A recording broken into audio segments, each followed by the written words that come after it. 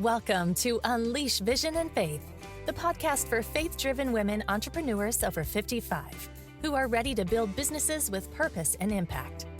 We believe it's never too late to pursue the vision God has placed on your heart.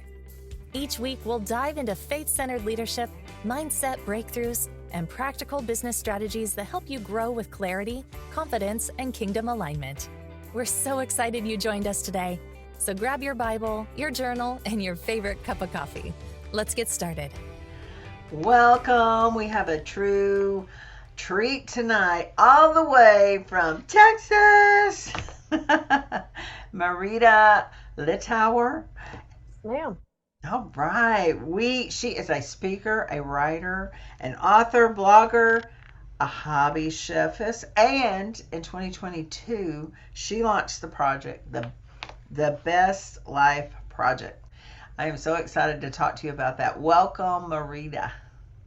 I'm so delighted to talk to you because in our pre-conversation, you and I had such fun together. I felt like we were new best friends. I know, I felt the same way. Oh, and good. I love that you launched this project in 2022. But tell us a little bit about your journey and how that you came to, want to launch a Create Your Best Life project. Well, the really short answer, it was a dream, and it's the kind of dream not like Martin Luther King, like I have a dream. No, I was asleep and I had this dream that kept after me once I woke up. So that's the really short version. But the longer version, where do you want me to start? Well, you had to get to this desire. Maybe it was just something compelling down inside you. But we've all been through things. It was just God. Exactly. Okay, so my Best Life Project idea. My mother, Florence Littauer, and I have some of her books up here on the shelf behind me for those of you who can see that. But my mother, Florence Littauer, was really a trailblazer in Christian women and high public profile. My mom was really one of the groundbreaking women in that arena. And she died in 2020. She lived with me for the last 2 years of her life, but she wrote 40 books, all in the Christian personal growth arena.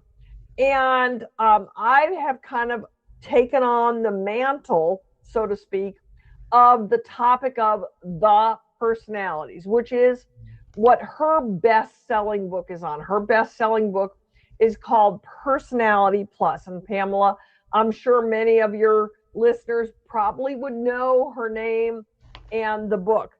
But like I said, she died in 2020. She kind of retired probably late 1980s. And she came to live with me and so forth. So she's gone. She's died. And I had a dream one night. And I tell about this on the blog. It's one of the very introductory posts on my blog. But I had a dream one night, and my mother was in heaven in the dream. She was in heaven. Wow. But in heaven, in this picture I had in my dream, she was not the little old lady she was when she died. And sadly, yes, she was a little old lady at 92 when she died. She was not the blushing bride she was when she married my father, but she was somewhere in the middle. And you know how dreams are. When you wake up, you don't really have all the pieces. Mm-hmm. But what really stuck with me is that image of my mother in heaven was her living her best life. Wow. And I have no theology to support this, but when you think about, when you read scripture, it doesn't say who and what we're going to be in heaven. Right. It says we're going to be there, but it doesn't say what we're going to be. And I believe after that dream, I never would have said this before, that who we will be in heaven is who we were when we were living our best life. So I woke up with this deeply pressed on my heart. And I believe that's often how God speaks to us. Yes, it is. Something like that is deeply pressed on our heart. So I woke up with this idea deeply pressed on my heart. And then I started thinking about me. And I started thinking about, who am I going to be in heaven? When am I at my best life? Now, you have to kind of realize I am currently in my second marriage, losing my first marriage, not my first husband, he's still alive, but losing my first marriage was extremely difficult for me as a Christian woman speaker who spoke and wrote on relationships. Not being able to keep my first marriage alive together was terrible for me and really difficult. So when I looked at who am I in my best life, and in my past, I have stood in front of audiences of numerous thousands of people speaking on my book, Wired That Way. And I have also spent the past decade, recently retired, I'm 67 now, but I have spent the past decade remodeling houses here in Lubbock, Texas, where I live in my second marriage. And when I thought about what is my best life, it wasn't when I was young. It wasn't me standing in front of a crowd of thousands of cheering audience members. It was me, Chuck Tedder's wife, living in Lubbock, Texas, remodeling houses at the time. I've since retired, but at the time, that's what I was doing. And I was like, wow, that was like really eye-opening for me. So that idea just planted itself in my head. Literally a few days later, maybe 2 weeks, maybe, I got a call from a woman who my mother and I had trained, because that's what my mom and I, for about 30 years, we trained primarily women, but it evolved into men as well. We trained women to be Christian speakers and writers. Wow. We launched careers. We helped people publish their books. And a woman called me out of the blue, and she was one of our success stories, so to speak. Mm-hmm. And her name was Debbie Robbins, and she had just been crowned Ms. Senior America. Wow. And she called me and she said, I believe God has given me this platform and I need to do something with it. And she said, I think I need to write a book. Now, even though she was one of many thousands of people who had been through our program, I knew who she was. And I said, Debbie, if you start today to write a book, it will not be published until you are no longer Ms. Senior America. So I said, what you need to do is put together a blog where you can publish, because on a blog, you can publish immediately. Yes. And seriously, currently right now, and this will probably air later, but I am working today on a blog post on caring for your aging mother that will be published before Mother's Day. I realize most of your listeners are probably going to listen to this after Mother's Day, but that's what I'm working on right now as we speak. And Mother's Day is 4 days away. So, but that's the beauty of a blog. I can write it and publish it. So I said to Debbie, you really need to do a blog, Debbie, so you can write and publish immediately, write and publish immediately. So I had this conversation with her on the phone. And then again, literally a few days later, my sister and I went to Hawaii. My mother had timeshare points at the Hawaiian Hilton, and my sister and I went to Hawaii. And we'd been there several days, and this is the first time my sister and I had ever had this kind of close, just the two of us kind of vacation. But we were using Mom's timeshare points. So after we'd been there a few days, I'm sorry? I said creating your best life. Exactly. So after we had been there a few days, I told my sister this whole dream story and my conversation with Debbie, Ms. Senior America. And my sister got all excited about it. And she reached out to her son, who's in IT, And he immediately purchased for us several different domain names. We didn't know what we were going to go with. We didn't know what it was going to be. And so that was, how the Best Life Project came to be. And we started it 3 years ago. We're now in our third year. And, the short version, as I said at the beginning, is God. Yes, it is God, Marita. And what I love is, and listeners, listen to this, because she had a dream. She collaborated with somebody else. She's not doing it alone. So God put this in you. You're not doing it alone. You reached out, you took action, and then it was born. You've got, all the influencers tell us, Ed Millett, Tony Robbins, take massive action. You got to be evangelical about your message. And I love that.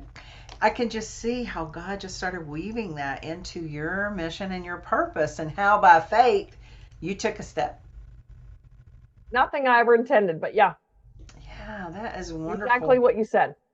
And his plans are the best, because we don't know what they are. Well, Isaiah says, my plans are not your plans, saith the Lord. And so, I just went for it.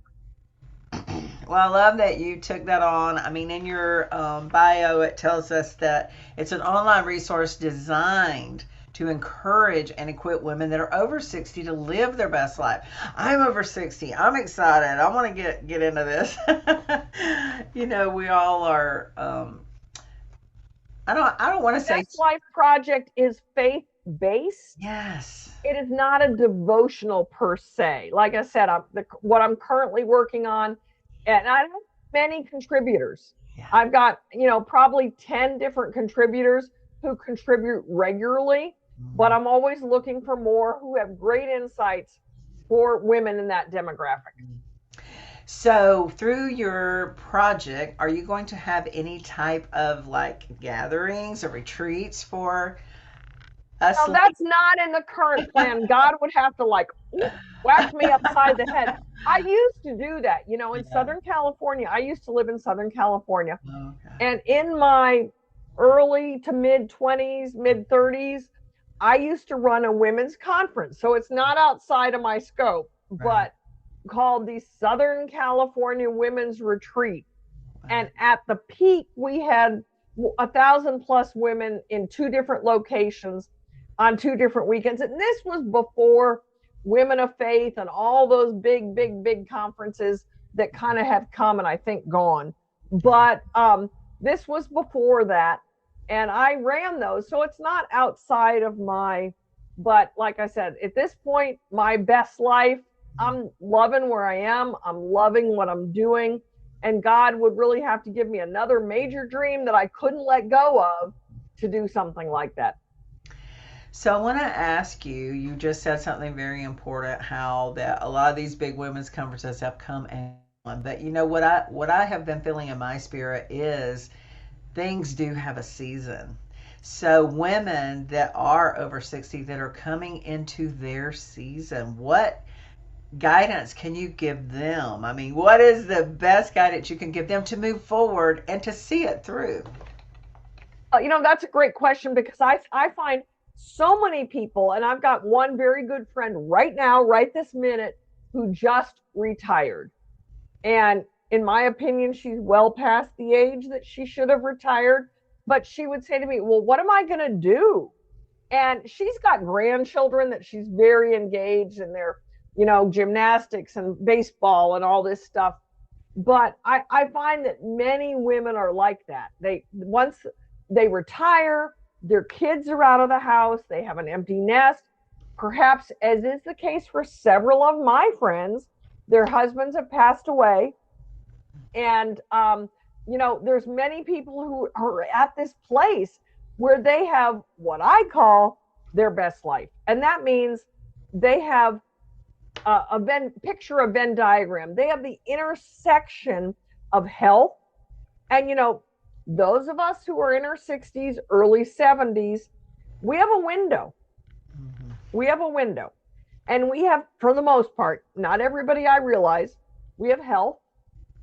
We're retired. We don't have children at home. We maybe are going to grandchildren stuff, but we have time and we have resources. Yeah. And we have this window to live our best life. And as I told you, I honestly almost forgot about this interview tonight, but fortunately I have the thing here, and it gave me a reminder. And my husband and I were sitting out on the patio, living our best life. And we were discussing an upcoming trip we're taking in June, where we are going to my niece's wedding on June 13th in Wilmington, North Carolina. Her wedding is on June 13th. On June 14th, on a 6:20 a.m. flight, we are flying to Spokane, Washington, where the next day, June 15th, we are getting on a cruise on the Snake and Columbia River. Nice. And, we were just discussing, he doesn't travel well. I traveled most of my life, so I travel easily. And he's like stressed over how is he going to pack, because we need one kind of clothes for the wedding. It's a pretty formal wedding. And we need a different kind of clothes for the cruise. And it's a casual cruise. And so we don't, we're going to be out on a sailboat on one night until 6 p.m. and we'll just barely get back in time for dinner. We're not going to be dolled up. So we don't need those kind of clothes for the cruise. So he was kind of stressing about that. But you know what? This is our best life. This is our opportunity to enjoy life. And two of my widowed friends are going on this same cruise with us. Oh, nice. And they'll be rooming together. And my husband and I will be obviously together. Yeah. And we have a group, the Lubbock Women's Club. There's about 25 of us total who are going. But my husband and I and these other two widowed friends, we're quite close, and we will be doing all the excursions together and so forth. That is beautiful. So that's my point, is we have a window. Yes. Live it. Yes, I believe that too, and that is how I feel. And you talking about traveling, I hope that you put those travel tips on your blog, because like how to pack your suitcase, how can you get the most stuff in there? I mean, those are always it's funny you say that, and Pamela, I think you'll agree with me, but I did write a blog post a couple years ago. My sister and I went to Miami, and we went to go see our aunt, my aunt Marita. And she is now, I think, 103. I think she's still alive. Wow. But I mean, I know she's still alive. Yeah. I do know that.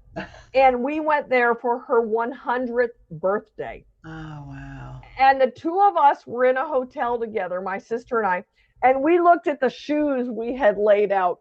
And I truly wrote a blog post called, "Yes, I could travel with just 2 pairs of shoes, but why?" Well, I'm glad I'm not the only one that brings all the shoes, because, yeah. The right shoes for the right outfit. In my attitude, my point in the article was, as long as you are strong enough to handle your own luggage and you've got room, why not take the shoes? Yeah, I agree. I can tell by looking at you that you agree with that. Yeah, I totally agree. Well, I love that you started this project to reach the women over 50, because I too feel that those women 55 and over, 60 and over still have gas in the tank. They still have a mission. They still have an assignment. They have something to do.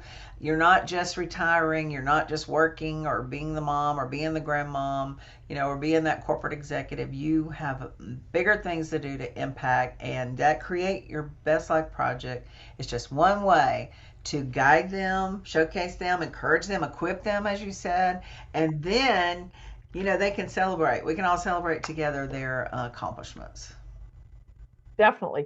And, you mentioned something about traveling also, Pamela. One of the posts I have on my blog is on taking girlfriend trips. Yes. And it's funny because there's a blog or a podcast that I became aware of through How I Met You, Podmatch, and it's called Women Seeking Blissful Retirement. And the woman who is, I think she's Dutch, she's got a pretty strong accent, the woman who does that blog, and she's turning 70, and she has never done a girl trip. Oh my gosh. We got to. And so Let's call Our whole interview was about how to do girl trips. Yeah. And she has since reached back to me and said that she's reached out to her friends and they're excited about doing it. To my knowledge, it hasn't happened yet, but I hope that, she and the girlfriends, because I just think the girlfriends are so essential to us. Yes, they are. Because you need that camaraderie, that encouragement, just the downtime. To cry on when you're down. Yes. One of my friend's husbands died somewhat suddenly. He didn't die of a heart attack. It was about a 5-month journey, but he was healthy and great, and they were traveling and they were doing things when he got hit with this illness, and he was gone in, I don't know, roughly 5 months. But we've all been there to support her, to love on her, and to travel with her in his absence. That is so wonderful. And that's what we do. We come alongside people, we lift them up, our friends, our neighbors, our community, our prayer partners, and we help them to see the better life, to see the best life that they can have, not be stuck in that depression or stuck in that trauma. As you said, there are so many people who are stuck. Yes. Thinking my job is over, my kids are grown, maybe my husband is or isn't in the picture. What am I going to do? Yeah. And this is when we have so many opportunities. I agree, Marita. And you know what? I think your book that we're celebrating that 20-year anniversary on, Wired. Wired That Way. Yes, Wired That Way. I had it written down. Could help us explain why we get stuck or why we do the things we do or think the things we think. So tell us a little bit about your book and how that came about. This book is actually my 19th book to write. I've written 20 books, and some of them are up here on the shelf behind me. But this book was published in 2006. And it was very recently that I realized, oh my gosh, this is the 20th anniversary. And very few books remain in continuous publication, still selling, and remaining relevant for 20 years. And so I'm just thrilled that this book is that book that has remained. And this book deals with personality types. As I mentioned, my mother's book, Personality Plus, I think I mentioned that with you, but anyway, my mother's book, Personality Plus, has sold millions and millions of copies, and it deals with this topic. But my book, Wired That Way, is a little bit different than hers. While it deals with the same general topic, my mom wrote Personality Plus for couples, Personality Plus for parents, Personality Plus for the workplace. And when I was much younger, I would be in the back of the room with my mother where she was speaking, and I would be back in the back of the room originally selling mimeographed copies of the personality profile my father created when I was just 9 years old, and I'm 67 now, so that kind of gives you a clue how long this personality profile's been in use. And then we had cassettes, and then we had CDs, and then we had my mother's books. And I would often go with her to her speaking engagements, and I would be at the back of the room selling the product, and people would come up to me and say, do I have to buy all of these books? So my book, Wired That Way, kind of incorporates all of it. There's a chapter on many elements. Wow. So it's kind of the all-inclusive book. It does include the personality profile that my father created nearly 60 years ago today. Wow. And that personality profile, the actual profile itself, has remained the same. And we continue. I mean, literally today, I shipped off 100 copies to one church in, I think, Stockton, California, and 50 copies today to a church in Pennsylvania. And these personality profiles are used throughout the country. And over the years, it's been added to. We've added supplemental material. We've added support material that will be helpful. But that original profile that my father created nearly 60 years ago is still widely used by churches, schools, and businesses today. That is amazing. Now, in your book, you have that personality profile. It sounds like a little bit of all of her books, but your spin on it, or you're more, I mean, you're more wiser right now. You've learned things, you've I believe experienced so. things. Yeah. Well, you have more wisdom than when you were 9. So, you've got Definitely. a lot, yeah, a lot going on for you. And Now, one of the things, let me just tell you, for my mother, when I was 9, my mother read a book by Tim LaHaye called The Spirit Controlled Temperament. And this is way back before he did the whole Left Behind series. yeah, And my mother read that book, The Spirit Controlled Temperament. And for her, it was life changing to understand who she was and to understand that just because she was different from my father did not make her wrong. And so she began telling her friends about this. And before long, my parents were having couples meeting in their home. And this was way back before there were book clubs and way back before churches did small groups. But that was my mother's introduction to this topic. And then she started teaching other places. And then she ultimately wrote a book on it. And she and Tim LaHaye were friends ultimately. And he kind of said, Florence, you can have this material because I've moved on over here. And so they had a very amiable relationship.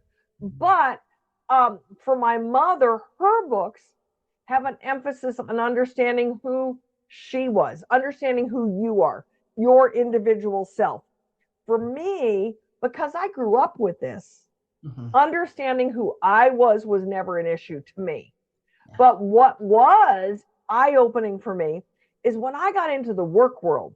And if you think about it, Pamela, when you go into the work world is the first time in your life that you have to get along with people that you maybe don't like.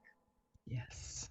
Because when you're a kid, if you don't like someone, you don't play with them, Right. Yeah. But when you're working with them, you have got to learn to get along with those people. Yeah. And for me, then, being able to understand this knowledge and look at those people that I worked with, and then be able to identify what their personality was, and then ultimately adjust my expectations of them, made such a huge difference in my relationship. So that's one of the big differences in my mom's work and mine is mine has a little stronger emphasis on understanding those other people. Yeah. Where my mom's was more on understanding your own personality. Well, and to the generational difference, right? I mean, that was probably really brand new back then. So she brought a lot of nuances, to the world. And where I am right with you, understanding those other people, and if you can understand how they work, then you can speak their language, right? And then you can. But the key thing in speaking their language is you have to care enough about that person to step outside of who you are naturally. Because, most of us in America were raised on the idea of what we called the golden rule, yes. Which is do unto others as you would have them do unto you. Yeah. And this is fabulous guidance if you're talking about children in the sandbox. If you don't want him to kick sand in your face, don't you kick sand in his face. Right. But we tend to carry that into relationships. And yet most of us marry someone who is opposite from us. And we can go into that. I don't know how much time we have, but I believe that's the way God designed it. But most of us marry someone who's opposite from us. But yet we expect to take that golden rule, do unto others as you would have them do unto you. And we give our spouse what we want, not what they need. And figuring all that out takes caring enough about that person to stop and figure out what their personality is and stop and adjust your expectations based on who they are and then ultimately meet their emotional needs, which is where I believe you see real changes in relationships. I agree, Marita. And I was just thinking about your book. Do you cover people pleasing in there? Because, I've just had the revelation when we're God pleasing and our focus is on Him and we're not worried about people, it makes a world of difference. Does. And, mentioning that, the last chapter in the book addresses the personality of Christ and the fact that He has, well, we haven't even really discussed this, but there's 4 basic personality types, like the colors you see on the cover here. And each personality type has a name, and I give it a color to make it easier to remember. But if you were to do the personality analysis on the life of Christ, you would see that He has the strengths, He has the strengths of all 4 and the weaknesses of none. And so for us as Christians, we all understand that we want to grow and mature and be like Christ. Yes. But if you just say be like Christ, that's kind of like this nebulous out there kind of concept. But when you look at it through the filter of the personalities, you can see that part of me is already like Christ. Score? Yes. So now I need to work to achieve, to minimize my weaknesses and work to acquire skills that are not natural to me, but really that are like Christ. And I've found that to do that, we are put in situations that really are those polishing and sanding, and honing us into, who He designed us to be, because He did design us. He crafted us in our mother's womb. We are wired that way. Yeah, yes, I love it. I can't wait to get your book. I want to read that and maybe have a small group study or something online. Well, if you decide to do that this year in the 20th anniversary of my book, I would love to be a part of any book club that chooses to do this.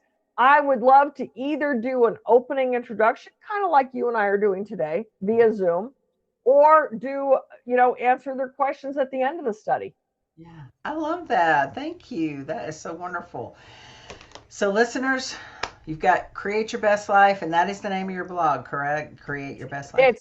It's the easiest. I've got several domains still. Remember, I told you my nephew bought all these. Yeah, tell us where the best place is to reach you. The easiest one is bestlifeproject.com. However, between the word best and the word life is a hyphen. Okay.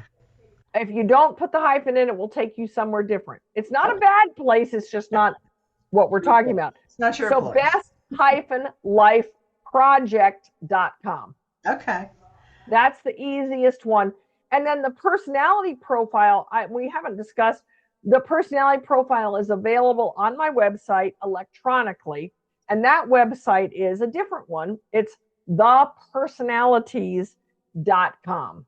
It's THE, the word the, and then personalities, plural. And there's a lot of free resources there on that website. Every podcast I do, such as yours, when I have the link to it, I will put the link on that website. And so there's a whole lot of information available free to people. Some of my mother's classic speeches are available free on that website. And, I'm carrying her legacy forward. I love that. And I feel it and I see it. And I'm so happy that we connected and met. Me too. Unleash Vision and Faith, because you are definitely unleashing your vision. And by faith, you're moving forward through it all. No matter what, you haven't let it keep you down. You just keep going. And you are such a testament and an example for us coming up behind you. I hope that you're going to be writing some stuff for the Best Life Project, Pamela. Yes, I am. So I know you've got good insights to share. Thank you, Marita. I appreciate that. And it would be an honor, honestly.